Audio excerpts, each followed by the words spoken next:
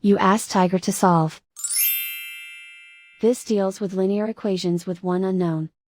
The final result is q equals 13 over 2. Let's solve it step by step. Simplify the expression. Expand the parentheses. Multiply the coefficients. Simplify the arithmetic.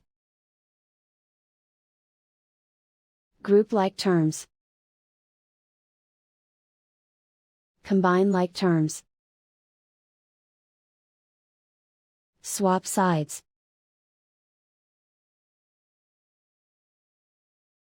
Group all constants on the right side of the equation. Add 50 to both sides. Simplify the arithmetic.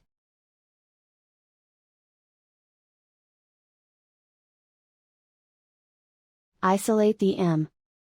Divide both sides by 10. Simplify the fraction.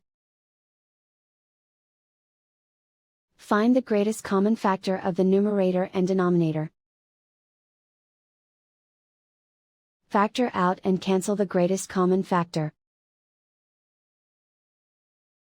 And so the final result is q equals 13 over 2.